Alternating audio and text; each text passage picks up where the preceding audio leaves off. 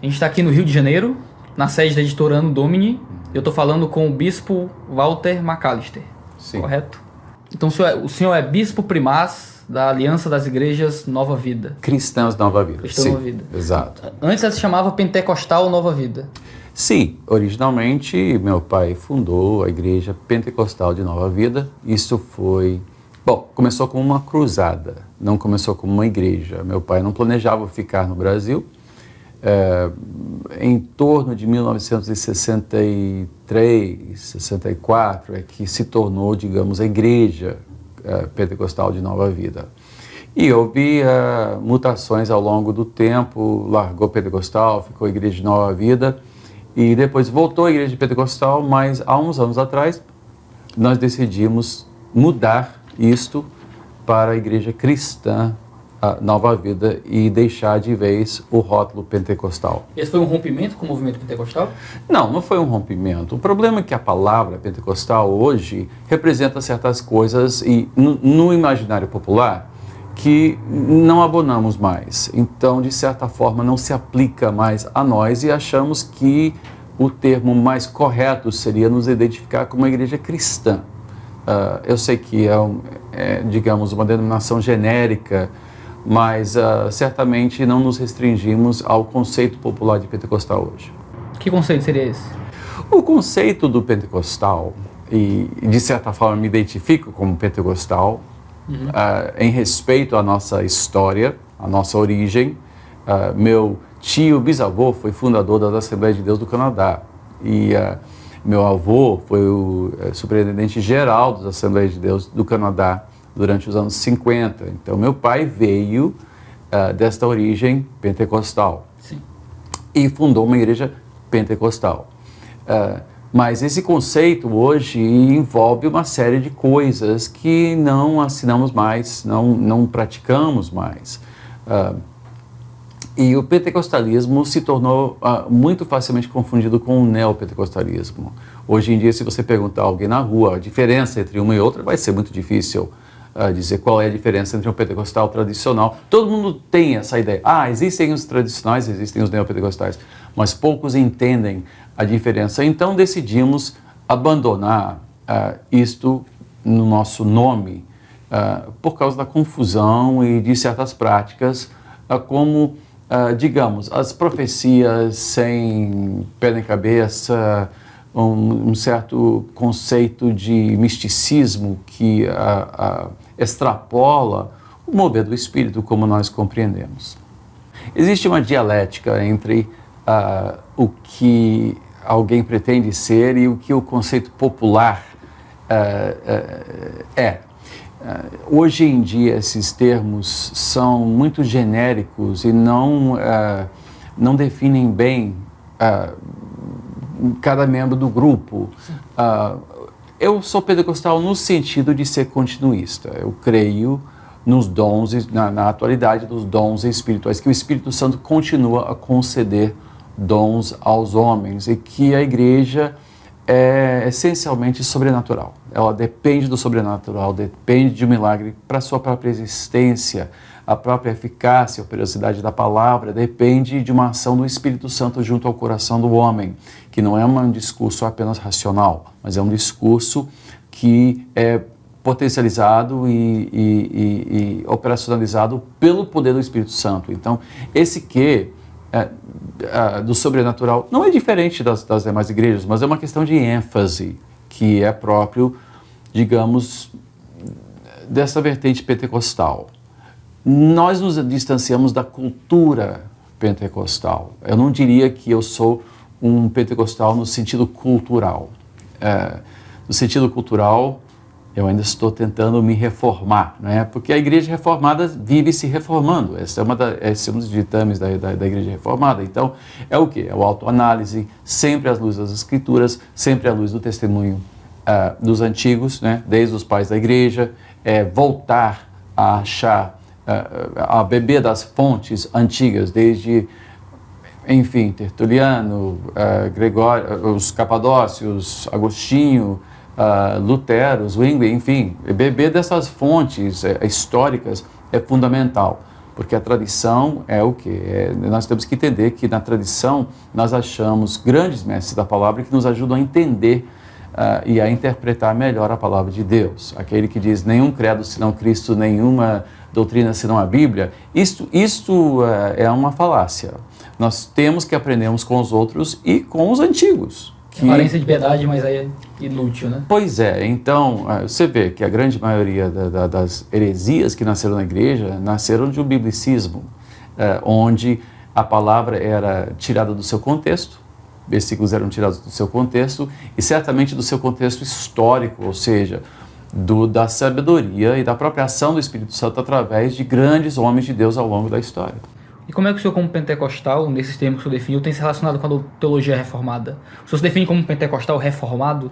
Sim, eu me defino como pentecostal reformado, em parte, como já falei, reconhecendo e honrando as minhas origens pentecostais recentes, mas reformado no sentido, eu tenho abraçado as doutrinas da graça,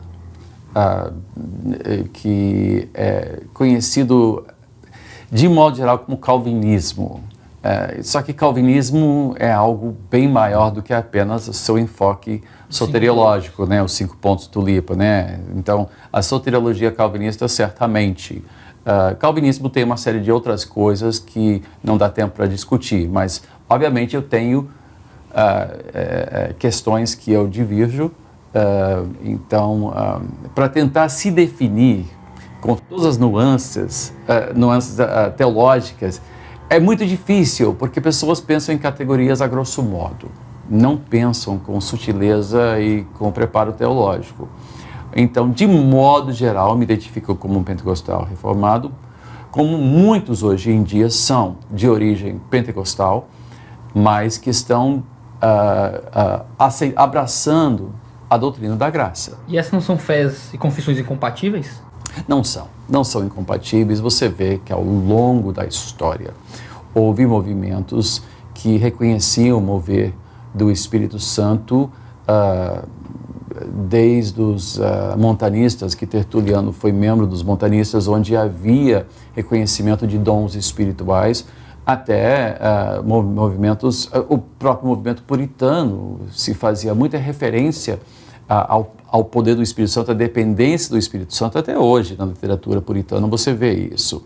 O movimento metodista, na sua origem, havia assim um mover, uma comoção poderosa. Pessoas tremiam ao chegar perto de uma igreja metodista na sua origem. E desde então, você vê ao longo da história, sempre em momentos de renovação, de volta às origens, você vê uma dependência maior do Espírito Santo. Então, nesse sentido, eu diria que sou pentecostal. Por quê? Porque, ao dizer isso, pessoas entendem que eu dependo e creio na continuidade dos dons. No sentido cultural, não sou pentecostal. Realmente não sou. Eu sou mais da linha reformada.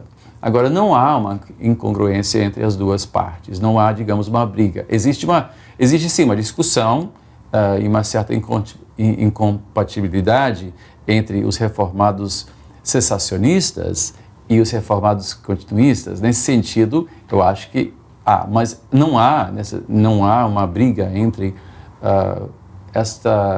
esse continuismo e a fé reformada. Não há. O senhor falou há pouco que o senhor assume o termo pentecostal em parte por causa da tradição da fundação da igreja pela cruzada e tudo. Quem foi fundar a igreja? Foi o seu pai? Quem foi seu pai? Meu pai foi o bispo Roberto McAllister. Ele foi muito conhecido e é tido pelos historiadores como um dos representantes da segunda onda de pentecostalismo no Brasil. A primeira onda, que seria primeiro os suecos e em parte os americanos, e depois essa segunda onda com ênfase em cura divina, que seria meu pai, seria a igreja quadrangular com Harold Williams e em parte eu acho que Brasil para Cristo também. Então seria assim, meu pai foi educado nesse métier de evangelistas, de tenda, de fazer campanha, de orar pelos enfermos, de fazer fila de oração pelos enfermos e pôr as mãos. Então ele representou essa segunda onda, ele foi o fundador da Igreja Nova Vida. E o senhor tem carregado esse legado do seu pai nesse sentido?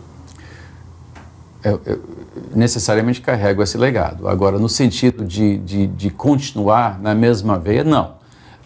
Como nós falamos, a Igreja Reformada está sempre avaliando. Qualquer movimento tem passa por uma avaliação na segunda geração, não é? Então, depois de Lutero veio Melanchthon, que avaliou e teve que haver um reestudo do que seria um progresso, por assim dizer, a confissão luterana. Depois de Calvino veio Beza. Então, se você vai pela história, que sempre a segunda geração, especialmente os filhos, né, eles reavaliam. O movimento evangelístico dos anos 60 foi necessariamente um movimento com uma ênfase que causou uma espécie de desequilíbrio, fazendo promessas absolutistas sobre todos vão ser curados, todos vão receber esses dons, etc. e tal. Foi uma maneira de tentar gerar fé e houve uma sinceridade neles nesse sentido. Mas esses momentos digamos, avivamento, são, por definição, desequilibrados. Eles enfatizam uma parte, mas a igreja, historicamente, precisa sempre voltar ao equilíbrio. Então, da mesma veia, que meu pai também reavaliou muitas coisas durante a sua vida. Ele reavaliou o milenialismo dele. Ele era pré-milenialista, veio para o amilenialismo. E foi fundamentado na dependência que ele tinha de certos autores reformados, que após a sua morte eu voltei a estudar. E dentro da veia que ele já estava começando a examinar, mas que ele não teve tempo de levar até o fim. Você escreveu um livro chamado Neopentecostalismo, a História Não Contada. Sim. O subtítulo diz quem foi Roberto McAllister, conhecido como pai desse movimento. Sim. Há quem diga que o seu pai foi aquele que foi o cabeça e o precursor de homens como Bispo Macedo, R.R. Soares e mais à frente homens dessa linha bem neopentecostal no Brasil. Eu sei que no livro o senhor fala sobre isso, mas isso é mito, isso é verdade? Não, precursor, obviamente ele foi, não há como negar. Agora, pai é outra coisa. Os pais do neopentecostalismo foram outros, foram os que saíram da Igreja Cristã Nova Vida. Não foi meu pai que deu início ao neopentecostalismo, foram as pessoas que foram jovens na Igreja de Nova Vida, parte do neopentecostalismo, porque outra parte foi influenciado pelo Imidian da Argentina, que veio daquele movimento do Juan Carlos Ortiz, que influenciou, por exemplo, Sara Nossa Terra, a comunidade. Eu não sei sobre o movimento de São Paulo, mas esses outros movimentos não saíram da Nova Vida. Então não podemos dizer que todo o neopentecostalismo começou na Nova Vida. O que aconteceu no neopentecostalismo foi digamos, uma influência do movimento pentecostal que começou basicamente entre uma classe social mais carente e que alcançou a classe média e acabou fundindo a sua mensagem de dependência do movimento do Espírito aos valores do neoliberalismo, né, da prosperidade, etc. e tal. Então, é tanto um fenômeno socioeconômico quanto é teológico.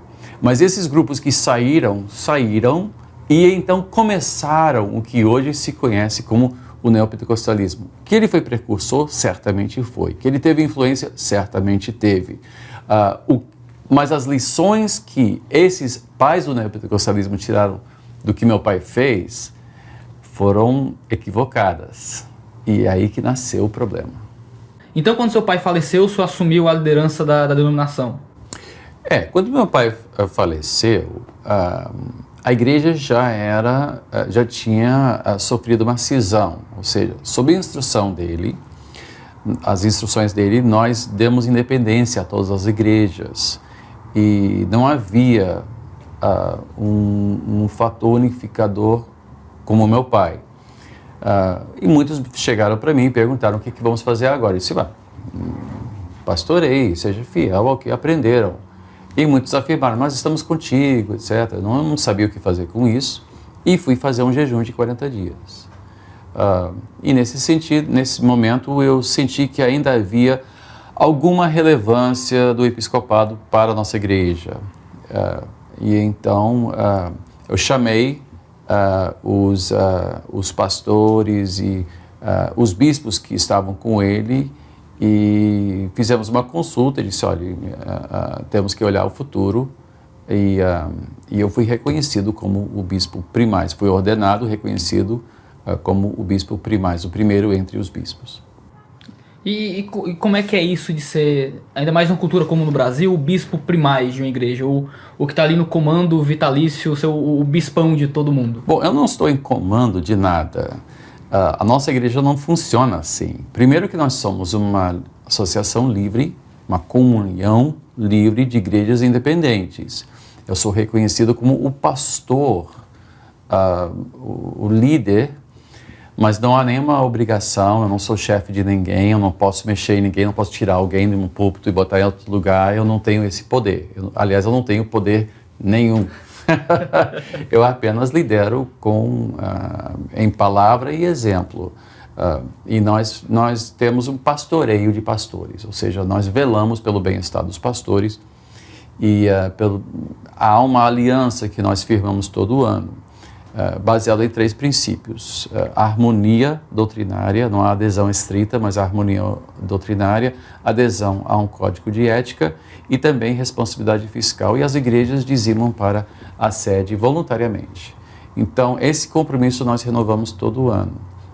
E ninguém tem, o plano de saúde não depende da sede, ninguém depende para o seu plano de aposentadoria, eu não tenho poder sobre absolutamente ninguém. Então a comunidade que faz parte da igreja local, que faz parte da associação, na hora que quiser sair, ela está livre e não tem nenhuma retaliação, digamos. Nenhuma. E como é que tem sido essa experiência dessa responsabilidade toda, de ser um bispo de uma coordenação tão grande aqui no Brasil? Bom, primeiro que nós não somos tão grandes. Somos 230 pastores e bispos apenas. É muita gente. É muita gente, sem dúvida. É um peso, eu sinto assim uma responsabilidade de olhar o futuro. Para tanto, eu fundei um seminário virtual para preparo de pastores. Nós temos trabalhado muito nesta área de chamar todos de volta ao estudo, porque historicamente pentecostais não estudam muito, né? Então, tenho chamado todos ao estudo, tenho encorajados a procurar seminários, a fazer mestrados, se não tiverem bacharel, se fazer bacharel. Nós estamos assim, nós somos uma denominação em evolução, nos reformando, né? Então, você tem igrejas primeiro que nossas igrejas não precisam, não são obrigadas a assinar embaixo tudo que eu falo, tudo que eu penso. Há pessoas que até me interpelam dizendo, mas o bispo acha isso, mas nossa igreja, uma igreja sua não faz assim. Primeiro que não é minha igreja, né? É uma comunhão de igrejas. E eu oriento, eu escrevo, eu oriento, eu dou assim os parâmetros, mas a única obrigação é aquilo a qual todos subscrevem ao assinarem a aliança anualmente. Só isso. Não há uma obrigatoriedade de ter a igreja de um certo jeito. Por exemplo, eu critico essa coisa de grupos de dança na igreja, mas algumas das nossas igrejas têm grupos de dança e eu critico duramente, mas eles têm liberdade de formar esses grupos ou não. A gente vive no Brasil um contexto estranho nessa questão de poder e de autoridade com relação a cargos eclesiásticos. É verdade. Por um lado, a gente tem aquela galera que é quase que um coronel da igreja, que manda e desmanda do jeito que quer.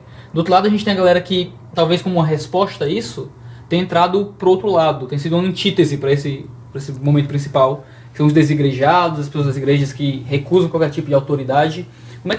Como é que se houver essa questão e como é que a gente acha um meio termo saudável para isso aí? O termo saudável, assim, o meio termo saudável seriam lideranças fortes e piedosas. Nada consegue corrigir a presença de carnalidade na liderança. Não existe organização, não existe estrutura, não existe sistema. Não é o sistema que faz a diferença, é a falta de piedade, é a falta de uma verdadeira humildade perante Deus. Qualquer estrutura funciona bem, se houver líderes piedosos e bem preparados. Se não forem piedosos, então não existe uma estrutura que poupe o povo. O que nós temos no Brasil é que, vamos dizer a verdade, o Brasil depende de líderes fortes. Nós não somos conciliares como os europeus. Não somos democráticos como os americanos, se bem que os americanos também não são. Mas nós entendemos líderes fortes. Nós somos o país dos coronéis, o país dos grandes líderes, o país do Lula.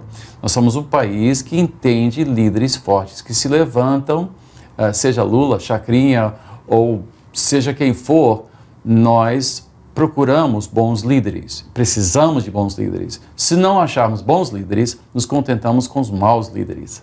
Por quê? Porque entendemos que, pelo menos, nossa cultura é de olhar para alguém que pode dizer, vamos para essa direção. Então, essa é a nossa realidade. Quem tenta fazer outro tipo de estrutura aqui é como tentar implantar a democracia no Iraque. Não funciona, não há uma cultura para isso. Então, nós não temos uma cultura conciliar, como é a europeia, nós não temos uma cultura democrática que funcione. Nós temos uma cultura que entende líderes. Infelizmente, essa cultura também dá muita abertura para maus líderes. E é o que nós vemos. Nós vemos líderes impiedosos, porque o problema da igreja hoje não é sua estrutura. O problema da igreja é a sua carnalidade, é a falta de piedade, é a falta de temor a Deus, é a falta de entender que o Senhor da igreja é Cristo, não somos nós. E o que nossa estrutura permite muito são essas ambições, essas pessoas gananciosas, ambiciosas, que usam a boa-fé das multidões, e usam mesmo, em benefício próprio. E um dia vão prestar contas a Deus. A gente falou agora há pouco sobre pentecostalismo e neopentecostalismo, que as pessoas não sabem a diferença entre um e outro. Sim. O que é que difere uma igreja neopentecostal de uma igreja fielmente pentecostal? É uma questão de grau.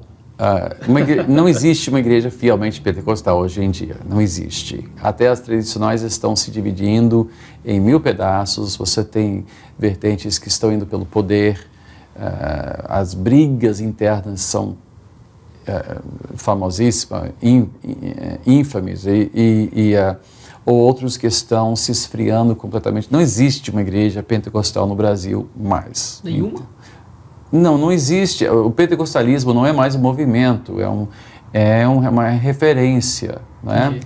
Agora, o neopentecostalismo é principalmente identificado por ter substituído como sua mensagem principal a salvação em Cristo pela aquisição de benefícios. Então, essa questão de terapia de uma coisa ou de outra, correntes de oração para conseguir um carro novo, um emprego melhor, uma esposa, enfim, ele tem tirado a sua visão da nossa esperança eterna, que é a essência da esperança cristã e da vitória cristã, e tem reduzido isso a questões temporais. E, nesse sentido, envergou a sua doutrina para uma aplicação muito temporal e passageira.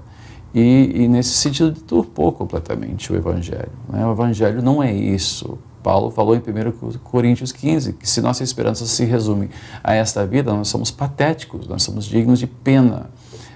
E o movimento neopentecostal é digno de pena. Eu vejo essas multidões, às vezes, porque eu não assisto televisão, mas de vez em quando eu estou em algum lugar onde alguém ligou e eu vejo. E eu vejo como multidões, como ovelhas sem pastor. Pessoas assim, desesperadas. Vivemos num país onde o cidadão não tem direitos, onde pessoas morrem na fila do NPS e nos hospitais, e o povo precisa de socorro. Esta que é a verdade. E essa esperança que está sendo oferecida está atingindo uma carência muito grande. E estão se aproveitando da boa-fé de pessoas imensamente necessitadas. Mas estão fazendo isso deturpando o Evangelho. O senhor acha que pode existir gente salva dentro desse movimento? Sim, claro. Pode haver gente salva dentro da Igreja Católica. Gente salva, se depositarem sua fé em Cristo Jesus como seu único Senhor e Salvador, podem ser salvos. E, paradoxalmente, no meio desta confusão toda neopentecostal, há pessoas conhecendo Cristo como seu Senhor e Salvador, sem dúvida.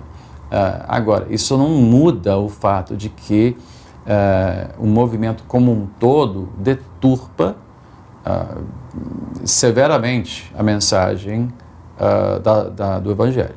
O senhor escreveu um livro tão chamado Fim de uma Era, Sim. Um diálogo crítico, franco e aberto sobre a igreja e o mundo dos dias de hoje. Sim. Basicamente, o senhor fala sobre vários problemas que acometem a igreja evangélica hoje em dia e dá opiniões sobre vários temas. Sim. O que há de errado com a igreja? A igreja se aliou ao mundo. O mundo invadiu a igreja, porque não é só a igreja que está rapidamente caminhando para o fim de uma era. A nossa civilização ocidental está desmoronando. As instituições que sustentam o Ocidente não contam mais com, digamos, a fibra conceitual para mantê-las de pé. Então, o Ocidente está falindo, o Ocidente está caindo aos pedaços. A sua estrutura socioeconômica, há uma falência geral das instituições. E a igreja está caminhando nesse mesmo sentido, porque os pressupostos da igreja atual são falidos, são equivocados, são mortalmente equivocados. Eu entro um pouquinho na filosofia do que nos guia como uma geração. Somos uma igreja que é guiada por valores que não são cristãos, e qualquer instituição que não é fiel às suas origens vai morrer. A igreja não morre, digamos, a igreja verdadeira não vai acabar. Mas qualquer estudo da história mostra que a igreja passa por fases, não é? O sistema monástico começou, cresceu, prosperou e decaiu. O movimento conciliar dos séculos 2, 3, 4 até 5 também surgiu e caiu. Este modelo evangélico, que principalmente é um modelo fundamentado num show. Todas as inovações da igreja dos últimos 30 anos praticamente se restringem ao que acontece em cima da plataforma. Pessoas vêm, assistem e vão embora. E cada um fica por sua conta para se virar em descobrir como colocar em ação, em prática, aquilo que ouviu. Temos abandonado o conceito de pecado, a pregação ousada do Evangelho, e temos buscado sucesso, números, tamanho, e a igreja não é chamada para ser bem-sucedida, é chamada para ser fiel ao Evangelho. Isto requer o quê? Um modelo discipular. Nós não discipulamos pessoas para seguirem a Cristo. Nós fazemos delas o quê? Contribuintes a um show em andamento, com alguns eventos paralelos. Quando a gente faz um churrasco, chamamos isso de comunhão. Isso não é comunhão, isso é um churrasco. Mas achamos que qualquer social é comunhão. Não é. E achamos que discipulado é apenas um curso especializado para pessoas que querem se aprofundar um pouquinho. Não, a igreja toda é um discipulado, tem que ser um discipulado. Aliás, você não pode ser cristão sem ser discípulo de Cristo. Você não pode ser discípulo de Cristo se não renunciar às coisas do mundo, carregar a sua cruz. Mas nós estamos tão cheios do mundo, dos valores do mundo, que o modelo atual não tem mais como se sustentar. Prova disto é o abandono da igreja por parte de muitas pessoas que estão feridas, desencantadas, revoltadas, os tais desigrejados. Isso é um sintoma da falência eminente da igreja. Você vê essa migração de membros de uma igreja para outra, estão pulando de igreja em igreja, tentando achar um bom pastor e não estão achando. A revolta generalizada contra o clero é uma coisa patente, basta entrar na internet e você vai ver que as pessoas acham que não tem pastor que preste. há muitos que prestem. Você vê igrejas preocupadas em perpetuar o seu poder ou tentar achar seu lugar ao sol perante o Estado. Mas o Estado não existe para autenticar a igreja. O Estado tem outra função, mas muitos querem se autenticar no Estado ou tentar mudar o Estado para fazer uma sociedade mais cristã. Mas esse mundo jaz no poder do maligno. A igreja não muda as instituições. A igreja precisa ser um testemunho fiel, uma testemunha fiel dentro de uma sociedade que jaz no maligno. Ela tem que interagir com a sociedade, mas não se aliar ao poder. E muitas igrejas estão prostituindo seus púlpitos em função de política partidária. Isso é uma traição da aliança entre o pastor e o seu povo. Muitos pastores estão indo para a política, estão saindo dos seus púlpitos para serem políticos. Isso é uma demoção, isso não é uma promoção, isso é uma demoção e um abandono do seu chamamento. Então, por essa, aliás, o livro é bem mais complexo, obviamente, está sendo até usado em alguns seminários ao redor do Brasil, seminários tão diversos quanto Exército de Salvação, Luterano, Congregacional e Presbiteriano. Ou seja, é um livro que parece que atingiu vários segmentos, está sendo reconhecido, inclusive com o prefácio do Dr. Russell Shedd. Então, está sendo visto como um livro relevante no cenário atual. Então, para encerrar, a gente falou sobre... O livro fala muito sobre essa questão de problemas e tal, mas como é que a gente soluciona? Como é que a gente evita, em algum sentido, o caos para o qual a gente está caminhando? A história é como uma onda. Eu pego onda. Então, se você está na crista... Surfo. Mas não tem como evitar que a onda vai quebrar na areia. Agora, infelizmente, a onda está indo na direção errada. E essa onda vai quebrar. O que acontece é que nós temos que semear para uma geração futura. Esta que é a verdade. Nós temos um trabalho árduo a fazer com a reformulação de conceitos, repensar educação cristã. Mas não existe assim uma solução para hoje. Não existe. Né? Não existe. Esta falência vai acontecer. A falência do quê? Não da igreja, do paradigma atual, do modelo atual de igreja, está sofrendo o seu fim. Nós teremos que repensar, terá que haver uma nova reforma e um avivamento. Então, um reformamento, sei lá, não sei, história vai julgar, mas temos que ter pessoas dispostas a desligar a televisão e decretar sua independência deste mundo midiático e repensar, voltar às Escrituras, botar o joelho no chão e tomar umas decisões muito difíceis. Temos que ser radicalmente redefinidos pela palavra de Deus. E hoje em dia a palavra radical é considerado fanatismo. Não é. Fanatismo é uma opção impensada. O radicalismo é um rumo bem pensado, com um objetivo muito claro. E eu creio que falta na igreja hoje o radicalismo necessário para se renovar. Alguns estão pensando, mas esse movimento terá que crescer e eu creio que vai começar com poucos, que estejam dispostos a pagar o preço. Então, muito obrigado e que Deus seja louvado. Um grande prazer.